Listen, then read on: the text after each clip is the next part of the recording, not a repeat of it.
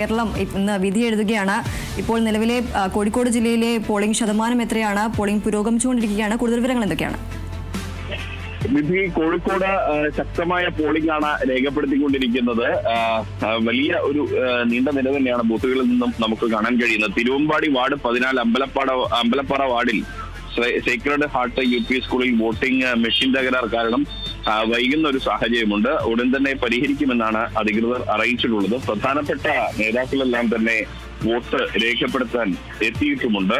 മന്ത്രി PM മുഹമ്മദ് റിയാസ്, ഒപ്പം തന്നെ MLA മുൻ മന്ത്രിയുമായിട്ടുള്ള ഡോക്ടർ MK മുനീർ, അങ്ങനെയുള്ള പ്രമുഖ നേതാക്കളെല്ലാം തന്നെ വോട്ട് രേഖപ്പെടുത്താൻ എത്തുന്നു. BJP സംബന്ധിച്ച് ഗോവ മുൻ ഗവർണർ PS ശ്രീധരൻപിള്ള അടക്കമുള്ളവർ അല്പസമയത്തിനകം എത്തും എന്നുള്ളതാണ് വ്യക്തമാകുന്നത്. എന്തായാലും ഒരു ശക്തമായൊരു പോളിംഗ് ശതമാനം തന്നെയാണ് ഈ ആദ്യ മണിക്കൂറുകളിൽ. കൃത്യമായൊരു ശതമാനം 8 മണിക്കൂർ കൂടി മാത്രമാണ് വരിക.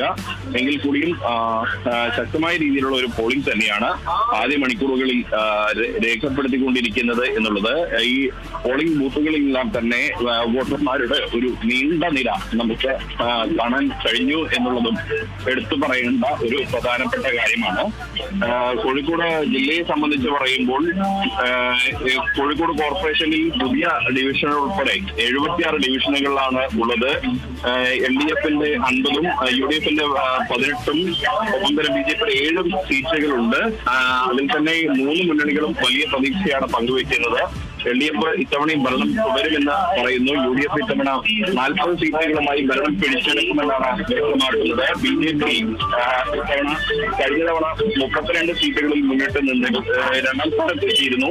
7 ഡിവിഷനുകൾക്ക് പുറമെ അതെല്ലാം കൂടിച്ചേർത്ത് ഇത്തവണ ഭരണം പിടിക്കാനാവുമെന്ന ഒരു ആത്മവിശ്വാസം അവരും പ്രകടിപ്പിക്കുന്നു. നഗരസഭകളെ സംബന്ധിച്ച് UDF-ന് 4 നഗരസഭകളും LDF-ന് 3-ആണുള്ളത്.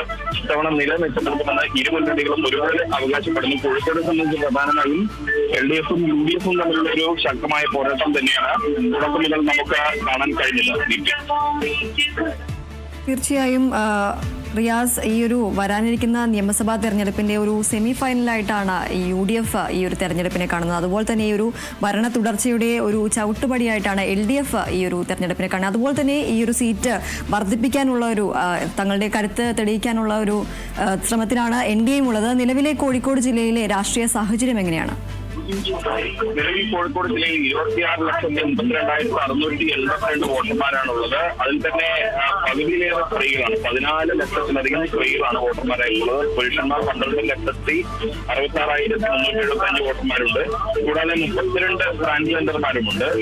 ഇതിൽ പ്രധാനമായും ജില്ലാ പഞ്ചായത്ത് ത്രിതല സംവിധാനങ്ങളിലാണ് ഏറ്റവും കൂടുതൽ വോട്ടർമാരുള്ളത്. അതായത് ഗ്രാമപഞ്ചായത്ത് സംവിധാനത്തിൽ ഉൾപ്പെടെ ഏകദേശം 18,87,787 വോട്ടർമാരുണ്ട്. സ്ത്രീകൾ 9,92,000 ഉണ്ട്. ഒപ്പം തന്നെ പുരുഷന്മാർ 8,88,000 ഉണ്ട്. ട്രാൻസ്ജെൻഡേഴ്സ് ഗ്രാമപഞ്ചായത്ത് തലങ്ങളിൽ 22 പേരുമുണ്ട്. ഇവരുടെ എല്ലാം വോട്ട് ആകെ ഈ കോഴിക്കോടിനെ സംബന്ധിച്ച് ജില്ലയിൽ ആകെ 6,328 സ്ഥാനാർത്ഥികളാണ് സ്വതന്ത്രരുൾപ്പെടെ, മുന്നണി സ്ഥാനാർത്ഥികൾക്ക് പുറമെ സ്വതന്ത്രരുൾപ്പെടെ ഈ ത്രിതല സംവിധാനങ്ങളിലേക്ക് മത്സരിക്കുന്നത്. അതിൽ തന്നെ ജില്ലാ പഞ്ചായത്തിൽ 111, ബ്ലോക്ക് പഞ്ചായത്തുകളിലേക്ക് 604, ഗ്രാമപഞ്ചായത്തുകളിലേക്ക് 4,424 സ്ഥാനാർത്ഥികൾ മത്സരിക്കുന്നു. കോഴിക്കോട് കോർപ്പറേഷനിലേക്ക് 326, നഗരസഭകളിലേക്ക് 863. ഇതിൽ ഏറ്റവും പ്രധാനപ്പെട്ട കാര്യം ജില്ലാ പഞ്ചായത്തും കോഴിക്കോട് കോർപ്പറേഷനും തന്നെയാണ്. കോഴിക്കോട് കോർപ്പറേഷന്റെ കാര്യമാണ്.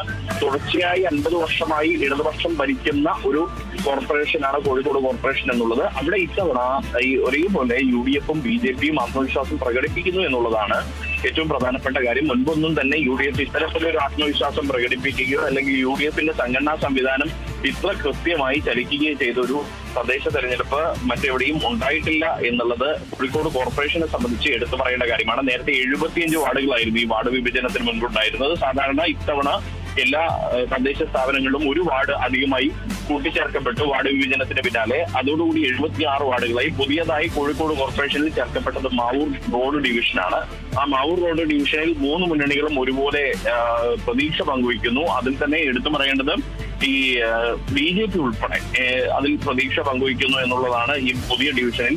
കൂടാതെ ഈ LDF-നെ സംബന്ധിച്ച് അവർ നില മെച്ചപ്പെടുത്തുമെന്ന് അവരുടെ പദ്ധതികളുടെ എല്ലാം തന്നെ ഗുണമേന്മയും കാര്യങ്ങളും ഒക്കെ, ഒപ്പം തന്നെ സംസ്ഥാന സർക്കാർ നടപ്പിലാക്കിയ ക്ഷേമ പ്രവർത്തനങ്ങളുടെയൊക്കെ പശ്ചാത്തലത്തിൽ LDF അവകാശപ്പെടുമ്പോൾ ഭരണവിരുദ്ധ വികാരം തങ്ങൾക്ക് അനുകൂലമായി വരുമെന്ന് UDF-ഉം ഇത്തരത്തിലൊരു നിലപാട് സ്വീകരിക്കുകയാണ്. കാരണം UDF പറയുന്നത് LDF കൃത്യമായ ഒരു സീറ്റുകൾ പ്രവചിക്കുന്നില്ല എങ്കിൽ പോലും നിലവിലുള്ള 50 സീറ്റിൽ നിന്നും കുറച്ച് സീറ്റുകൾ അധികമായി ലഭിച്ചുകൊണ്ട് ശക്തമായ രീതിയിൽ വലിയ ഒരു വിജയത്തോടു കൂടി LDFന് ഇത്തവണയും ആ ഒരു അരനൂറ്റാണ്ടിന്റെ പാരമ്പര്യം കാത്തു സൂക്ഷിക്കാൻ കോഴിക്കോട് കോർപ്പറേഷന് സാധിക്കുമെന്നൊരു ആത്മവിശ്വാസം LDF പങ്കുവയ്ക്കുന്നു. എന്നാൽ UDFനെ സംബന്ധിച്ച് പറയുമ്പോൾ UDF പറയുന്നത് 40 42 സീറ്റുകളാണ് UDF പറയുന്നത്. നേരത്തെ UDFന്റെ ചരിത്രത്തിൽ ഏറ്റവും സുവർണ്ണ കാലഘട്ടം എന്ന് കോഴിക്കോടിനെ സംബന്ധിച്ച് പറയുന്നത് പ്രധാനമായും ഈ ഇതാണ്. അതായത് 33 സീറ്റുകളോളം UDF നേടിയൊരു കാലഘട്ടം ഉണ്ടായിരുന്നു. അതാണ് ഏറ്റവും പ്രധാനമായും UDF പറയുന്നത്.